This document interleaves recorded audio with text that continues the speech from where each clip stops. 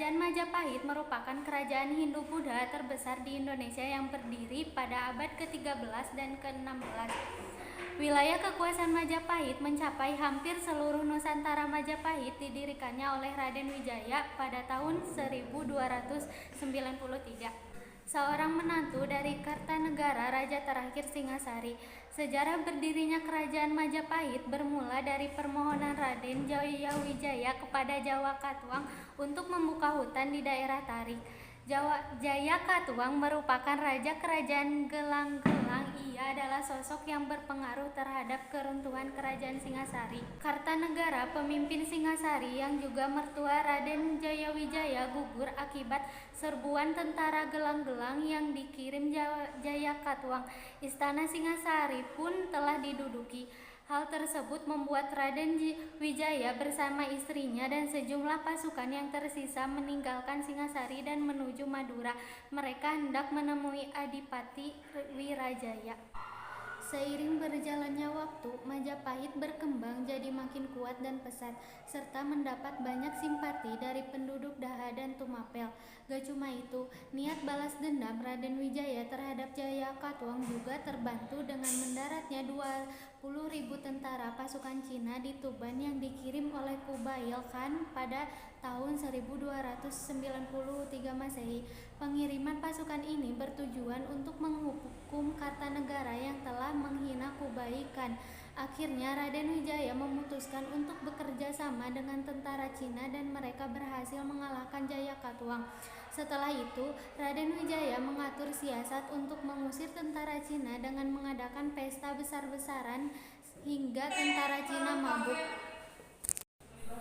Pada saat itu juga Raden Wijaya langsung memerintahkan pasukannya untuk menyerang pasukan Cina hingga sebagian tewas dan beberapa pasukan lainnya yang selamat kembali ke daerah asalnya. Pada tahun 1293 Masehi, Raden Wijaya naik tahta sebagai Raja Majapahit pertama dengan gelar Kertajasa Jayawardhana. Raja yang membawa kemajuan pada masa kerajaan Majapahit. Selama berjalannya kerajaan Majapahit, banyak terjadi pemberontakan. Kerajaan Majapahit mencapai masa kejayaan ketika masa kepemimpinan Hayam Wuruk pada tahun 1350 sampai 1389 Masehi. Masa kejayaan Majapahit dan tidak terlepas dari peran Gajah Mada yang berhasil menumpas pemberontakan serta mampu menyatukan Nusantara. Sumpah Palapa yang dicetuskan oleh Gajah Mada memiliki arti untuk menaklukkan Nusantara di bawah Majapahit. Tercatat, wilayah Majapahit meliputi Sumatera, Semenanjung Malaya, Kalimantan, Sulawesi, Nusa Tenggara, Maluku, Papua, Singapura, dan Filipina. Selain memperluas wilayah, masa Majapahit juga menjalin hubungan dengan kerajaan sekitar Asia Tenggara. Kerajaan Majapahit tidak terlepas dari armada laut di bawah Kunala. Berkat strategi dan kekuatan militernya, Majapahit mampu menstabilkan wilayahnya serta memperluas wilayah. Selama berjaya, kerajaan Majapahit menjadi pusat perdagangan dengan komoditas ekspor yaitu lada, garam, dan lengkeng. Raja yang membawa keruntuhan. Keruntuhan kerajaan Majapahit pasca meninggalnya Gajah Mada dan Hayam Wuruk. Kerajaan Majapahit ini mengalami kemunduran. Hal ini diakibatkan oleh kurang cakapnya penerus Hayam Wuruk untuk mengelola wilayah kekuasaan Majapahit. Berikut adalah faktor runtuhnya Majapahit. Di antaranya banyak wilayah taklukan yang melepaskan diri. Terdapat konflik perebutan takhta, meletusnya perang Paregreg, dan semakin berkembangnya pengaruh Islam di Jawa. Kerajaan Majapahit berakhir pada tahun 1527 setelah mendapatkan serangan dari pasukan Sultan Trenggana dari Demak. Sejak saat itu, wilayah kekuasaan Majapahit berpindah ke Kerajaan Demak. Prasasti atau bukti di Kerajaan Majapahit. Yang pertama, Prasasti Wurare, tertulis tahun 1211 Saka atau 1289 Masehi, menceritakan kisah seorang Brahmana bernama Arya Baran yang membagi tanah Jawa menjadi dua bagian karena terdapat dua raja yang hampir berperang, yakni Kerajaan Panjalu dan Janggala. Kedua, Prasasti Kudadu. Dalam tulisan di prasasti ini ditemukan angka tahun 1216 Saka atau 1294 Masehi. berisi cerita Raden Wijaya yang dibantu Rama Kudadu dalam pelarian dari ancaman Jaya Katuang yang telah membunuh Raja Singasari Kartanegara.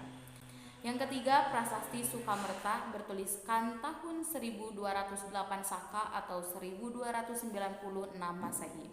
Menceritakan Raden Wijaya ketika memperistri empat putri Kartanegara. Terdapat juga cerita penobatan Jaya Negara putra mahkota Raden Wijaya sebagai Raja Muda di Daha Kediri pada 1295 Masehi. Yang keempat, Prasasti Balawi bertuliskan tahun 1305 Masehi. Di dalamnya tidak ditemukan penggambaran cerita yang jelas. Prasasti ini ditemukan di Desa Balawi, Lamongan, Jawa Timur. Yang kelima, Prasasti Prapancasapura memiliki rangka tahun 1320 Masehi dan dibuat oleh Tribuana Tunggadewi, Ratu Majapahit periode 1328 sampai 1350 Masehi dan ibunya Hayam Wuruk. Prasasti ini menceritakan Hayam Wuruk yang memiliki nama lain Kumarja Jiwana. Yang keenam, Prasasti Parung. Di dalamnya tertulis angka tahun 1350 Masehi. Pada prasasti ini dikisahkan bahwa seorang pengadil harus punya pertimbangan matang sebelum memberikan keputusan. Yang ketujuh, Prasasti Canggu.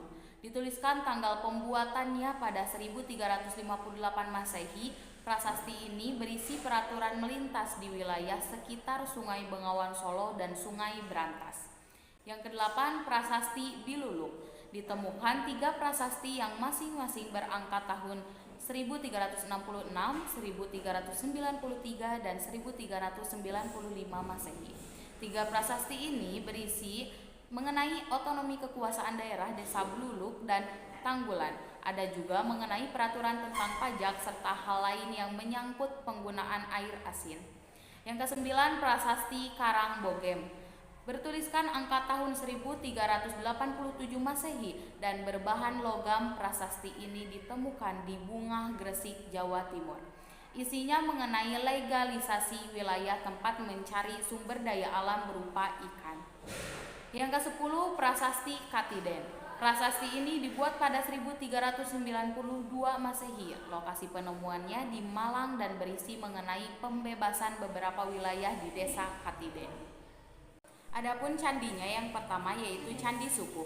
Candi Sukuh terletak di Desa Berjo, Kecamatan Ngargoyoso, Karanganyar, Jawa Tengah, 36 km dari Surakarta atau 20 km dari kota Karanganyar.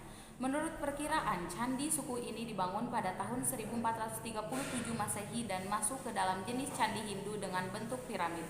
Kedua, Candi Ceto. Candi Ceto terletak di Dusun Ceto, Desa Gumeng, Kecamatan Jenawi, Karanganyar, Jawa Tengah. Menurut perkiraan para sejarawan, Candi Ceto ini berasal dari akhir keruntuhan Kerajaan Majapahit di sekitar abad ke-15 Masehi.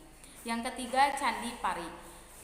Candi Pari terletak di Desa Candi Pari, Kecamatan Porong, Sidoarjo, Jawa Timur. Menurut perkiraan juga, candi ini dibangun saat masa pemerintahan Prabu Hayam Wuruk tahun 1350 sampai dengan 1389. Yang keempat, Candi Jabung. Candi Jabung terletak di Desa Jabung, Kecamatan Paiton, Probolinggo, Jawa Timur. Candi ini terbuat dari bata merah yang disusun yang masih bertahan setelah sekian tahun. Di saat lawatan berkeliling Jawa Timur tahun 1359, Raja Hayam Wuruk dikatakan pernah singgah pada Candi Jabung tersebut. Yang kelima yaitu Candi Brahu. Candi Brahu terletak di kawasan situs arkeologi Trowulan di Dukuh Jambu, Mente, Desa Bejijong, Kecamatan Trowulan, Mojokerto, Jawa Timur.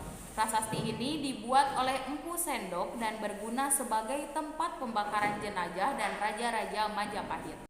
Yang keenam yaitu Candi Tikus. Seperti pada Candi Brahu, Candi Tikus juga sama-sama berada di situs arkeologi Trowulan di Dukuh Jambu Mente, Desa Bejijong, Kecamatan Trowulan, Mojokerto, Jawa Timur.